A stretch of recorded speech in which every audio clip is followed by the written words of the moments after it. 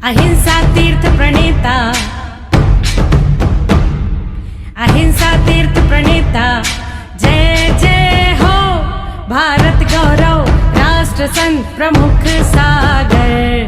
स्वर्णिम स्वर्ण जयंती का अवसर ये महान है, मिलकर हम मनाएंगे गुरुवर देश की शान है प्रमुख सागर। जय हो गुरुवर प्रमुख सागर, जय हो गुरुवर।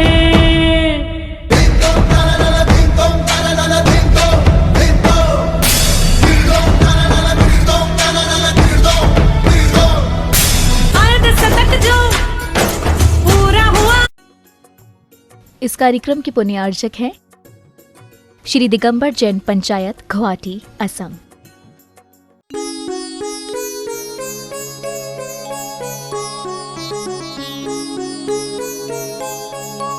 धनुष बबात्माओ, गाय दूध देती है या गाय से दूध लेना पड़ता है?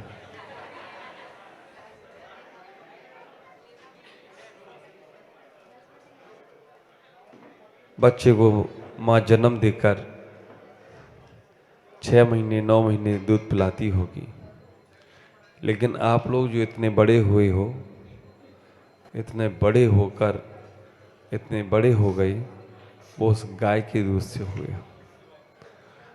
अब विचार करना, जीवन को समझने का प्रयास करना। गाय से भी दूध निकालना पड़ता है, गाय दूध देती नहीं है। जीवन में जो कुछ भी पाना है पुरुषार्थ करना पड़ता है, बिना पुरुषार्थ के कुछ मिलता नहीं। बिना पुरुषार्थ के तो चाहिए तो आपको मिलेगा क्या? आप ख्याल करो, श्वास लेने का भी पुरुषार्थ ना करो ना तो 2-4-5 मिनट बाद कहानी खत्म। उसके लिए भी पुरुषार्थ करना पड़ता है। जैसे जैसे हमारा पुरुषार्थ बढ़ता है, जैसे जैसे हमारा जीवन बढ़ता है, वैसे वैसे हमारा जीवन आनंद से भर सराबोर हो जाता है। एक छोटा सा उदाहरण, एक छोटा सा दृष्टांत आपको देना चाहूंगा। एक व्यक्ति ईरान और इराक घूमने के लिए गया, भारत का था। भारत के लोग बहुत होशियार होते हैं, इसीलिए भारत को नाम दिया गया भारत माता, क्योंकि माँ के पास जो रहता है वो होशियार ही रहता है। आप विचार करके रखना, माँ का आशीर्वाद जिसे मिले वो बहुत समझदार और बहुत होशियार होता है। और जीवन में माँ अगर देखी जाए तो 5 होती हैं, एक जन्म देने वाली माँ, और एक शिक्षा देने वाली माँ, और एक दीक्षा देने वाली माँ, और एक समाधि का जीवन को जीने के सूत्र देने वाली माँ, और एक समाधि कराकर निर्वाण को दिलाने वाली माँ, एक गुरु माँ। 5 प्रकार की होती है। और बहुत से लोगों को 1 माँ मिलती है, 2 माँ मिलती है, 3 माँ मिलती है, 4थी मिलती है, और 5वीं मिल जाए तो समझना तुम्हारा जीवन बहुत आनंद से भरकर गया। कभी घटनाएं ऐसी घटती हैं, सम्राट पैसे वाला तो बहुत था, लेकिन बुद्धि नाम की चीज नहीं थी उसके पास। आप विचार करके रखना, समझदार नहीं था। उसने उस ग्वाले से कहा कि तुम एक पदार्थ लेकर आते हो, एक कौन सी मशीन से, कौन से कारखाने से लाते हो? उसने कहा इसको कैसे समझाऊं कि गाय से लाता हूं। उसने कहा मेरे पास एक सफेद सफेद रंग का कारखाना है, उस कारखाने से ये सारी पदार्थ लेकर आता। सम्राट ने कहा तुम जब भारत वापस जाओ तो ये कारखाना हमें बेचकर जाना। ख्याल कर, 6 महीने हो गए, साल भर हो गए। उसने कहा इतना सारा हमने अब सोना इकट्ठा कर लिया है, जितना वजन उसका नहीं उससे ज्यादा वजन सोने का था उसके पास, क्योंकि ईरान इराक में यही सब चीज़ें, अरब कंट्रीजों में यही सब चीज़ें बहुत ज़्यादा रहती हैं। उसने कहा ज़्यादा रुका तो खतरे से खाली नहीं है, पता नहीं सम्राट का दिमाग कब फिर जाए। एक बात का ख्याल करना, राजा की दोस्ती और राजा की दुश्मनी दोनों ही खतरनाक है। राजा की दोस्ती और राजा की दुश्मनी दोनों ही खतरनाक है। दोस्ती में तो पता नहीं कब तुम्हें सिंहासन पे बैठा दे और दुश्मनी हो जाए ना तो जमीन के अंदर भी जगह ना मिले, ऐसी जगह पहुंचा दे। इसलिए राजा से ना ज्यादा दूरियां बनाओ और ज्यादा नजदीकियां बनाओ, तो ही तुम सेफ हो, अन्यथा गए काम से। वो समझदार था, भारत का था ना, इसलिए समझदार था। उसने कहा पता नहीं ये राजा का दिमाग कब फिर जाए, कब कहे मैं जो दिया सब यही छोड़ जा तू वापिस यहां से। उसने कहा जो मिला वो लेके चलो। लेकिन वो एक दिन जब गया राजा के पास, सम्राट के पास गया और कहा कि सम्राट अब मैं जाना चाहता हूं, अपने देश की याद आ रही है, मुझे अपने घर लौटना है, मुझे अपने प्रदेश अपने घर में जाना है, मुझे वहाँ पे बच्चों की याद आ रही है, मुझे वहाँ पर सबकी याद आ रही है। राजा कहा जाना है तो जा, लेकिन कारखाना मुझे दे के जाना, जो मशीनरियाँ तुमने लगाई है वो सब मुझे दे के जाना। उसने कहा ठीक है। राजा ने कहा तेरे को जितना चाहिए वो, मशीन के बराबर उसने राजा ने सोना तोल के दे दिया। एक तराजू में गाय को रखा और एक तराजू में सोना। उसने कहा ऐसा मूर्ख तो आज तक नहीं मिला मुझे। उसने भी कहा ठीक है सम्राट, और सारा का सारा लेकर वो राजा से वापस आ गया, भारत आने लगा। सम्राट ने पूछा ये मशीन देती कब है? सम्राट से कहा कि सुबह सुबह ये मशीन दे देती है, जो भी चाहिए मिल जाता है। ठीक है। सम्राट ने कहा ये तो गरीब व्यक्ति था, ये पात्र कहीं स्टील के कहीं लोहे के पात्रों में ये मशीन जो देती है वो लेता होगा, हम तो बहुत अच्छे हैं। सोने के पात्र लाया और मशीन के चारों तरफ लगा दिए, इतना बड़ा पात्र बनाया, मशीन को उसी में खड़ा कर दिया। सुबह हुआ, सम्राट ने कहा कि पहली बार हम ये मशीन में से सामान लेंगे। हाथ जोड़कर बैठ गया, आज तो बहुत अच्छा, अभी तक तो वो निकाल के लाता था मशीन से, आज हमें एक ओरिजिनली माल मिलेगा, पता नहीं वो नकली माल लाता हो, मैन्युफैक्चरिंग मशीन में उसने गड़बड़ कर रखा। तो उसने सम्राट बैठा, उसका तो समय हुआ, गाय का समय हुआ सुबह, और उसने काम शुरू किया अपना। जैसे ही उसने शुरू किया, उसने कहा गाय के सम्राट ने कहा रोज तो सफेद सफेद आता था, ये पीला पीला कहां से आ रहा? उसने सोचा सुबह मशीन में कोई गड़बड़ी हो गई हो, कोई बात नहीं। उसने कहा ये तो चलो ठीक है, सफेद का पीला आ गया, लोग वो सफेद सफेद मावा आता था, ये काला काला क्यों आ रहा है? सम्राट ने सोचा थोड़ा मशीन में गड़बड़ी हो गई, कलर ही तो बदला, कोई बात नहीं, चलेगा, विचार करना। सम्राट ये सोच ही रहा था कि सब गड़बड़ मामला कैसे हो गया, सफेद का पीला हो गया और सफेद का काला कैसे हो गया। सम्राट के मन में आया कोई बात नहीं, देखने में शायद कलर बदला हो, स्वाद ना बदला हो तो वो भी देख लेता। समझ में आ रहा है? आप विचार करके रखना, वो गाय और कोई नहीं है, वो गाय यही है जो तुम्हारे शरीर में है, और वो सम्राट और कोई नहीं है, वो सम्राट तुम्हारा मन है। और आप सोचते हो कि इस गाय से हमें सहजता में मिल जाए, तो सहजता में जो मिलेगा ना वो तुम स्वीकार नहीं कर सकते हो। इस शरीर गाय को अगर मेहनत करोगे तो मन रूपी मालिक तुम्हें आत्मा रूपी परमात्मा की प्राप्ति करा दे, तो कोई आश्चर्य की बात नहीं है। ये गाय वो शरीर वो सम्राट था या नहीं हमें मालूम नहीं, वो ग्वाला था या नहीं मुझे मालूम नहीं, वो गाय थी या नहीं मुझे मालूम नहीं, लेकिन वो तीनों तुम्हारे पास में हैं। वो सम्राट तुम्हारा आत्मा है और मन तुम्हारा मालिक है और गाय ये शरीर है। अब विचार करके रखना, परमात्मा को पाना है तो इस गाय को अच्छे उपयोग में लगाओ, ख्याल करके रखो। अगर इस गाय रूपी शरीर को तुमने अच्छे कार्य में लगाने का प्रयास किया तो एक गाय तुम्हें दूध भी देगी, एक गाय तुम्हें अमृत भी देगी, और गाय तुम्हें दग्ध दही और पंचामृत देगी, और गाय तुम्हें घृत भी देगी। ख्याल करना, ये गाय शरीर जो है ना, अगर संयम में लगा दिया, अगर गाय के शरीर को तुमने तप त्याग में लगा दिया, अगर तुमने इस गाय रूपी शरीर को परोपकार में लगा दिया, तो यही दूध, यही दही और यही घी और यही मक्खन बनाकर तुम्हें परमात्मा से जोड़ दे, तो कोई आश्चर्य की बात नहीं है। ख्याल करना,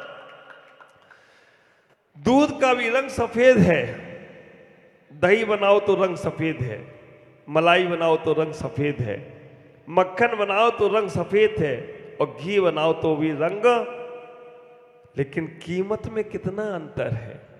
दूध से ज्यादा महंगा मक्खन बिकता है, मलाई बिकती है, मलाई से ज्यादा महंगा मक्खन होता है, और मक्खन से ज्यादा महंगा घी हो जाता है। तो विचार करके रखना, शरीर तो वही है, भोगों में लगाओगे तो दूध पानी हो जाएगा, फट जाएगा।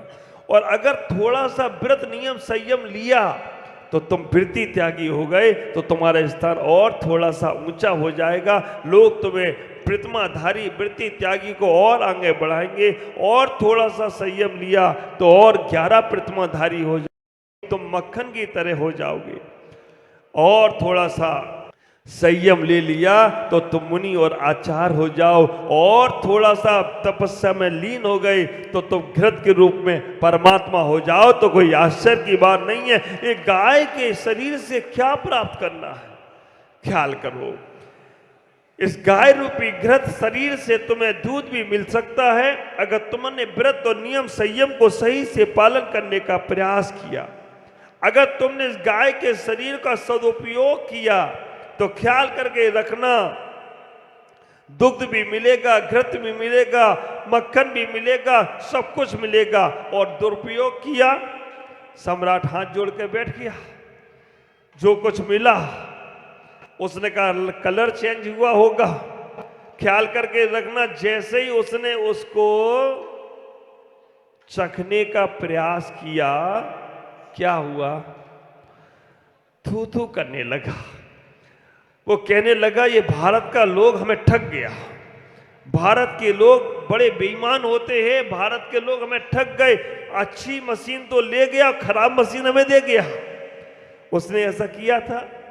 नहीं किया था। ख्याल करके रखना, मशीन को चलाने की कला ना आए, जीवन को चलाने की कला ना आए, शरीर को जीने की कला ना आए, तो हम भी गाली देते हैं कि इसने मेरे साथ खराब कर दिया, इसने मेरा जीवन बर्बाद कर दिया, ये शरीर ने मुझे परेशान कर दिया। ये सब हमारी कला नहीं है। इसलिए जब तक सम्यक कला नहीं आएगी तब तक तुम्हारी बलाएं तुम्हारे साथ रहेंगी।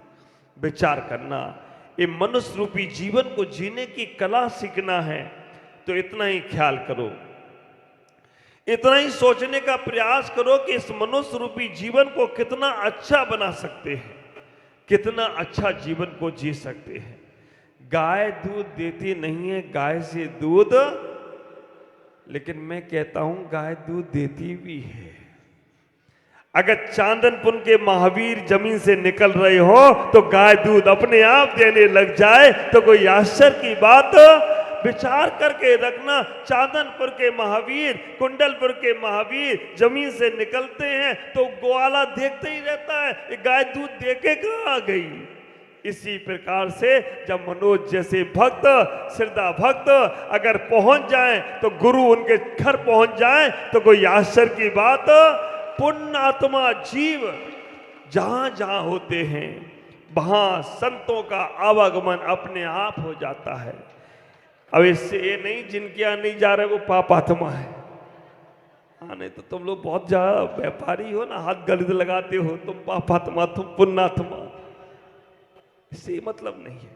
इससे ये मतलब है जिनके मन में श्रद्धाएं होती हैं, जिनके मन में आस्थाएं होती हैं, जिनके मन में भावनाएं होती हैं, वो हमेशा पुण्यवान जीव हैं। उनके घर गुरु या भगवान आए या ना आए वो पुण्यवान ही रहते हैं। और जिनके मन में आश्रद्धाएं हैं, जिनके मन में कटु भाव है, वो जीव पापात्मा ही हैं। श्रद्धाएं रखो, आस्थाएं रखो। आप विचार करके रखना, जब श्रद्धा और आस्थाएं होती हैं तो जीवन बहुत बहुत आगे बढ़ता चला जाता है। जीवन को ऊंचाइयों तक ले जाने के लिए हमारी श्रद्धाएं मजबूत होना चाहिए। कैसे, कहां पर, सबसे बड़ी बात, मैंने ही नहीं पूरे संघ ने उनका साथ दिया, जहां उन्होंने बोल दिया कि महाराज श्री आपके अनुकूल चर्या, स्वास्थ्य के अनुकूल चर्या, आगम के अनुकूल चर्या, आपका आहार की चर्या वहां व्यवस्थित हो सकती है। आप लोगों को लगता भी होगा एक बार, महाराज ये सब फिक्सिंग का मामला नहीं है क्या? हाँ, भारत हार गया तो फिक्सिंग का मामला ही है, और जीत जाए तो फिक्सिंग नहीं होती। हमारा भारत तो बिंदास है। विचार करके रखना। कई बार तो लोग ऐसे ऐसे, अब भैया वृत्ति में मेरे को सारी बात बताते। इंदिरा गांधी के समय पर भारत जीता था, इंदिरा गांधी हार गई। मनमोहन के समय पे भारत जीता था, मनमोहन हार गए। मोदी ने कहा भारत जिता नहीं मत, नहीं तो मैं भी हार जाऊंगा। उसने कि भारत हराओ तो ही मैं जीतूंगा। आश्चर्य की बात तो ये है कि मैनेजमेंट कहां से चल रहा है।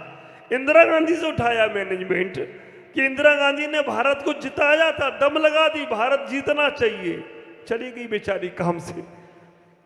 मनमोहन ने कहा कि भाई इंदिरा गांधी ने जिताया तो मेरे को भी उन्हीं बैठा ला, मैं भी जिताऊंगा, भारत जीतना ही चाहिए, वो भी बेचारा गया। मोदी ने कहा मैं बेचारा नहीं बनूंगा। आप विचार करना, ऐसा फिक्सिंग, और लोग तो ऐसा फिक्सिंग कर रहे हैं, महाराज आपका स्वास्थ्य खराब हुआ इसलिए भारत हार गए। लोग गणित कहां से कहां बैठालते हैं। एक ने तो बताया, महाराज मोदी जी पूछ रहे थे अमित शाह से, क्यों जय हालचाल अच्छे हैं क्या, हरा दूं क्या? जय मतलब अमित का बेटा, और गड़बड़ मामला हो गया, पता नहीं। अब वो सबसे अपने को लेना देना नहीं। मैं आपसे कहना चाहता हूं, जो तुम्हारे मनों में चल रहा है कि महाराज फिक्सिंग करके जा रहे हैं, ये तुम पाप का आश्रय कर रहे हो। साधु की विधि का ख्याल करो। वृत्ति पर संख्यान तब से ही जाते हैं। साधु व्यक्ति की विधि ले सकता है। आज मैं मनोज भाई के घर में ही आहार लूंगा, आज मैं 5वें घर में आहार लूंगा, आज मैं 4 बर्तन देखकर आहार लूंगा, आज मैं एक व्यक्ति से ही आहार लूंगा। ऐसा नियम हमारे यहाँ है और वैसा ही मन में धारण करते हैं। अब आप लोग गैस लगाते रहो, महाराज तो पैसे वालों के यहाँ जाते हैं। ठीक है भाई, हम जिसके यहाँ पहुँच जाते वो पैसा वाला अपने आप ही हो जाए तो कोई आश्चर्य की बात नहीं है। बिना किए धरे पैसा वाला हो जाता, क्यों जी? तो लगाते रहो गणित, कोई बात नहीं है। अच्छे भाव रखो। आज इतना ही कहूँगा। उस गाय ने गोबर दिया, उस गाय ने बाथरूम दी, पेशाब दिया, उसका दुरुपयोग क्योंकि लोगों को मालूम नहीं था। इस मनुष्य शरीर का सदुपयोग करोगे तो तुम्हें दूध, घी और घृत मिलेगा। अगर दुरुपयोग करा तो शरीर से तुम्हें जो मिलेगा वो तुम्हारे भी काम का नहीं रहेगा। इतना ही ख्याल करके रखना। गाय घास खाकर दूध देती है और तुम काजू बादाम खाकर क्या देते हो ये तुम ही जानो। इतना ही विचार करना। तुम्हारा गाय घास खाकर जो देती है वो सबके काम में आता है और तुम्हारा क्या कुछ का काम में नहीं आता है। इसलिए इतना विचार करो, इसको सदुपयोग करो, संयम में लगाओ, तभी तुम्हारा जीवन कल्याण में होगा। आज इतना ही। ओम नमः। जय गुरुदेव।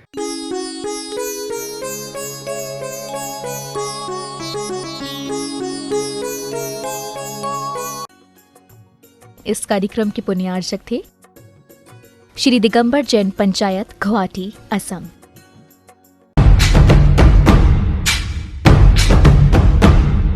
अहिंसा तीर्थ प्रणेता,